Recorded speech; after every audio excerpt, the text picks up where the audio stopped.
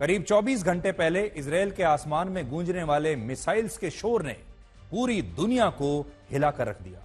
Iran ने इस हमले को अपना पहला बदला बताया है और इजरायली प्रधानमंत्री बेंजामिन नेतन्याहू ने कहा कि ईरान ने मिसाइल दागकर यह हमला करके बहुत बड़ी गलती की है और ईरान को इसकी कीमत चुकानी पड़ेगी।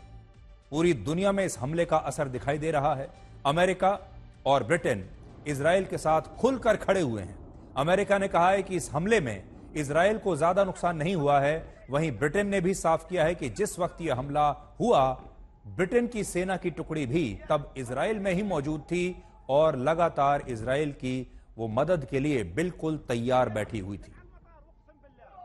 उधर इटली की प्रधानमंत्री जॉर्जिया मेलोनी ने G7 देशों की एक मीटिंग बुलाई है।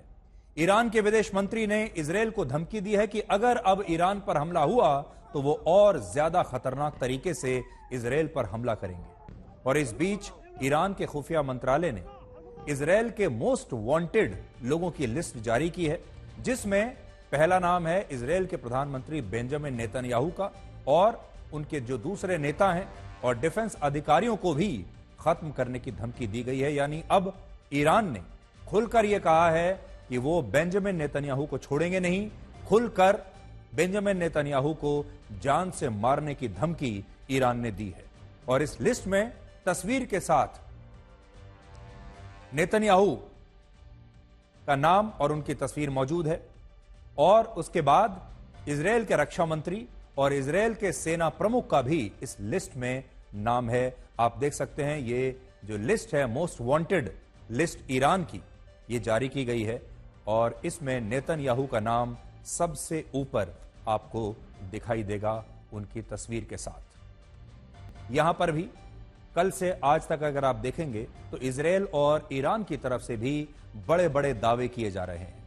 ईरान का दावा है कि इजरायल का डिफेंस सिस्टम ईरान के इस हमले को रोकने में बिल्कुल नाकाम हो गया और ईरान की 90% मिसाइलों ने अपने टारगेट को हिट किया है और ईरान ने इजरायल का बहुत बड़ा नुकसान किया है। यह ईरान का दावा है, जबकि इजरायल का यह कहना है कि उसने ईरान की 90% मिसाइलों को हवा में ही नष्ट कर दिया और इस हमले में सिर्फ एक फिलिस्तीनी नागरिक की मौत हुई है। तो अंतर आप देखिए, ईरान कह रहा है कि उसकी 90% मिसाइल अपने लक्ष्य तक पहुंची हैं और उन्होंने अपना नुकसान इजरायल का किया है। इजरायल कह रहा है कि 90% मिसाइलों को उसने रोक दिया है। इजरायल के डिफेंस सिस्टम की ताकत पूरी दुनिया जानती है, लेकिन ईरान की ओर से यह दावा किया गया कि इस हमले में इजरायल के कम से कम 20 F-35 फाइटर जेट्स को नष्ट कर दिया गया है।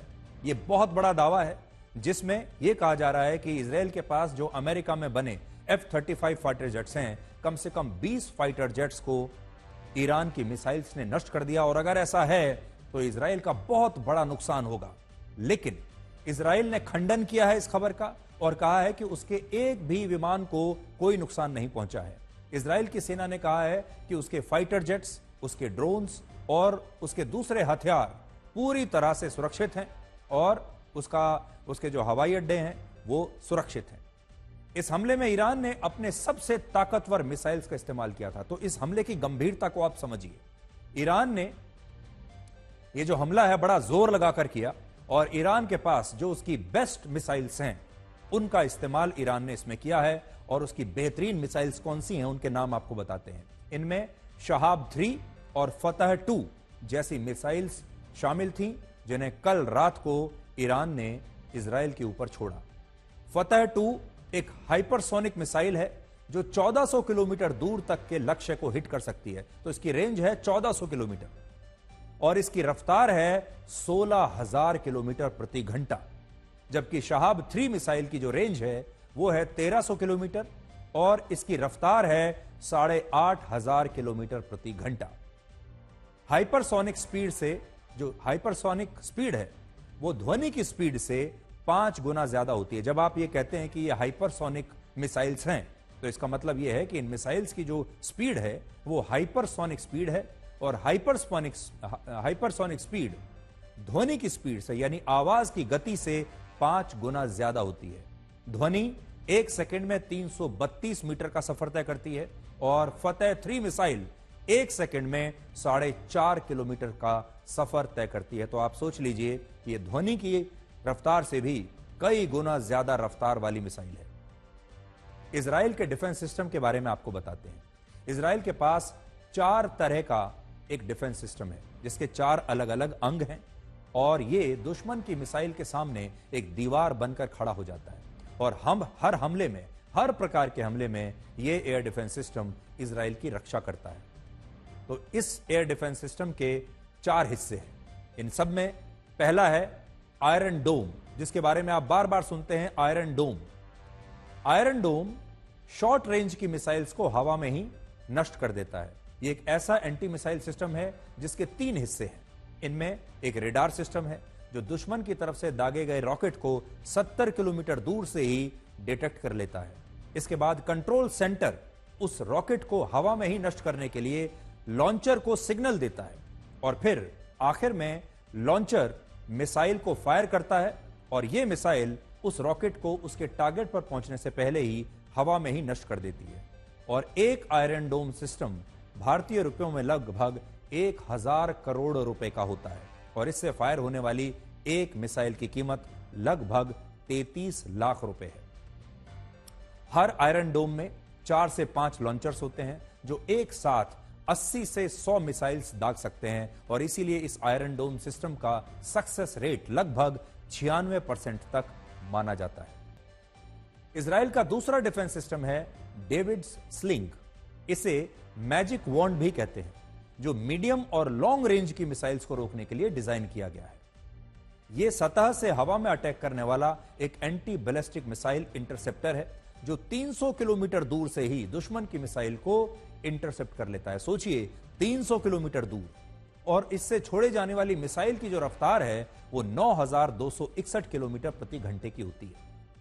इजराइल का तीसरा डिफेंस सिस्टम है एरो 2 और एरो 3, जो लंबी दूरी की बैलिस्टिक मिसाइल्स को रोकता है, और इसमें इंटरकॉन्टिनेंटल बैलिस्टिक मिसाइल्स शामिल हैं। एरो 2 आने वाली मिसाइल्स के पास विस्फोट करता है, जबकि एरो 3 डेविड स्लिंग की तरह दुश्मन की मिसाइल को हवा में ही नष्ट कर देता है।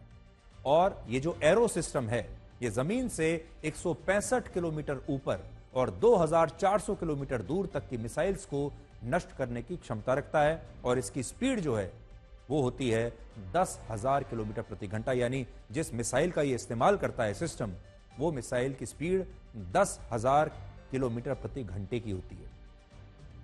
और इजराइल के पास F-35 लड़ाकू विमान भी हैं, जो एक डिफेंस सिस्टम के रूप में भी काम करते हैं। ये latest 5th generation fighter jets हैं, जो इजराइल ने अमेरिका से खरीदे हैं, और F-35 एक साथ सैकड़ों टारगेट्स पर नजर रख सकता है, हमलों को रोक सकता है, और दुश्मन की सीमा में प्रवेश करके भी टारगेट को हिट कर सकता है, बिना प्रवेश किए भी टारगेट को हिट कर सकता है। और इसकी रफ्तार होती है लगभग 2000 किलोमीटर प्रति घंटा। यानी इजराइल अपने F-35 फाइटर जेट्स को भी एयर डिफेंस के तौर पर इस्तेमाल करता है।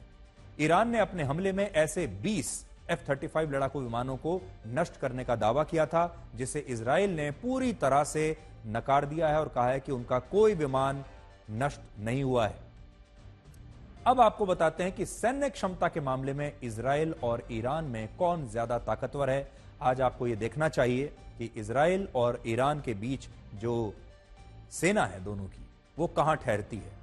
तो देखिए, ईरान के पास दुनिया की 14वीं सबसे बड़ी सेना है, जबकि इजराइल के पास दुनिया की 17वीं सबसे बड़ी सेना है। मतलब ईरान की सेना इजराइल की सेना से साइज में, आकार में बड़ी है।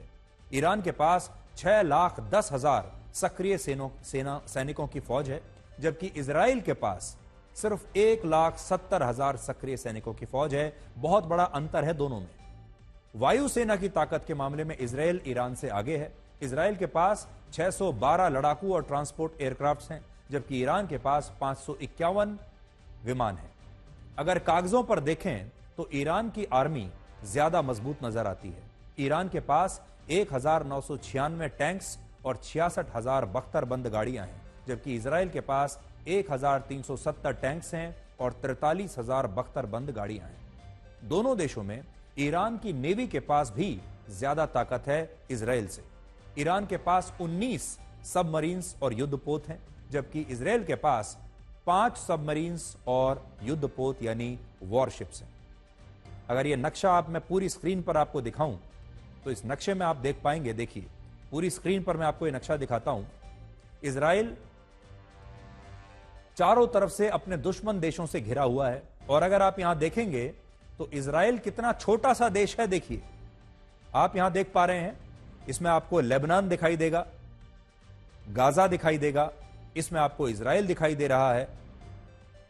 फिर आप देखिए पीले रंग से जो सीरिया आपको दिखाई दे रहा है वो भी इजराइल से कितना बड़ा देश है। उसके साथ आपको इराक दिखाई दे रहा है, वो भी इजराइल से क्षेत्रफल में कितना बड़ा देश है। और अगर आप ईरान को देखेंगे तो सोचिए ईरान क्षेत्रफल के मामले में इजराइल से कितना ज्यादा बड़ा है। लेकिन इजराइल चारों तरफ से अपने दुश्मन देशों से घिरा हुआ है। और नीचे अगर आप देखेंगे तो यमन भी है, यमन में हूथी आतंकवादी हैं और यहां से भी इजराइल पर हमला होता रहता है। तो यहां आपको जो दिलचस्प बात है जो देखने वाली है वो ये है कि इजराइल का क्षेत्रफल देखिए, इजराइल का साइज देखिए, ईरान का साइज देखिए, इराक देखिए, सीरिया देखिए और इजराइल की हिम्मत देखिए कि चारों तरफ से बड़े बड़े देशों से घिरा हुआ है। सारे देश उसके दुश्मन देश हैं और फिर भी इजराइल इनमें से किसी को भी छोड़ने के लिए तैयार नहीं। पहला विकल्प है कि इजराइल ईरान के सभी तेल भंडारों को नष्ट कर दे। ईरान के पास दुनिया का 12% तेल भंडार है। ईरान की सरकार की आय का 60% हिस्सा तेल और गैस इंडस्ट्री से ही प्राप्त होता है। अगर ईरान के ये तेल भंडार नष्ट कर दिए इजराइल ने तो ईरान की कमर टूट जाएगी, ईरान को पैसे का आर्थिक रूप से बहुत नुकसान होगा और ईरान के पास इतना पैसा नहीं बचेगा कि वो युद्ध में उतर सके। दूसरा विकल्प है कि इजराइल ईरान के पावर ग्रिड को ध्वस्त कर दे। अगर ऐसा हुआ तो बिना पावर के ईरान का पूरा की पूरा सिस्टम चरमरा जाएगा। तीसरा विकल्प है कि इजराइल ईरान के परमाणु स्ट्रक्चर्स को नष्ट करे। ईरान के पास परमाणु बॉम्ब तो नहीं है, परमाणु हथियार नहीं है, लेकिन उसके पास भारी मात्रा में यूरेनियम मौजूद है और वो अपने परमाणु कार्यक्रम को लगातार आगे बढ़ा रहा है। परमाणु हथियार हासिल करने का ईरान का सपना बहुत पुराना है जो इजराइल को बहुत बुरी तरह खटकता है। इजराइल बहुत पहले से चाहता है कि वो परमाणु बम हासिल करने से पहले ही ईरान का परमाणु स्ट्रक्चर तबाह कर दे। ऐसे में ईरान के परमाणु स्ट्रक्चर पर हमला करके इजराइल एक बहुत करारा जवाब भी दे सकता है और अपना वर्षों पुराना मंसूबा जो है वो पूरा कर सकता है। चौथा विकल्प है वो ईरान में सत्ता परिवर्तन करा दे और जिस तरह उसने हिजबुल्लाह की लीडरशिप को खत्म किया, हमास की लीडरशिप को खत्म किया, उसी तरह ईरान के प्रमुख नेताओं को निशाना बनाकर मौजूदा लीडरशिप को ही समाप्त कर दे। और इजराइल के पास पांचवा विकल्प है कि वो ईरान के इस्लामिक रेवोल्यूशनरी गार्ड कॉर्प्स यानी IRGC को समाप्त कर दे, खत्म कर दे। IRGC ईरान की सेना से अलग एक कट्टरपंथी सैन्य संगठन है जिसकी स्थापना इस्लामी शासन की रक्षा के लिए 1979 में की गई थी।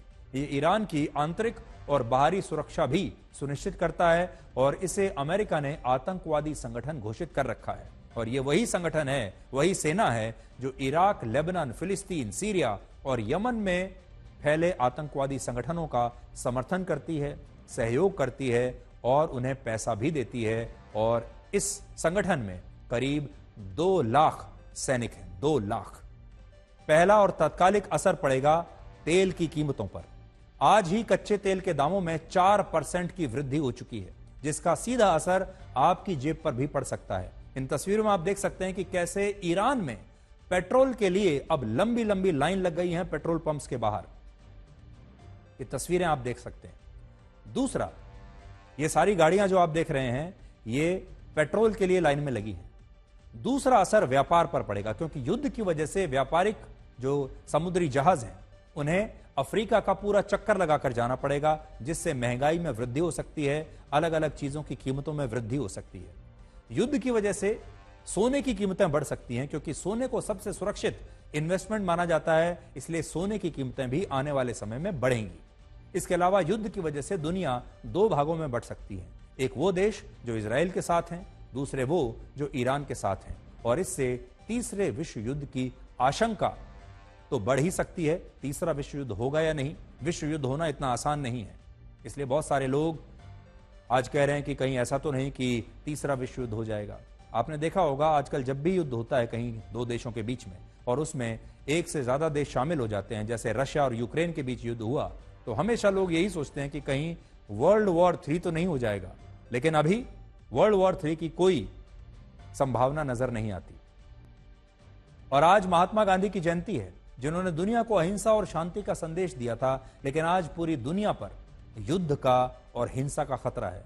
आज हम आपको महात्मा गांधी की एक पुरानी चिट्ठी दिखाना चाहते हैं, जो उन्होंने वर्ष 1939 में जर्मनी के तानाशाह अडोल्फ हिटलर को लिखी थी।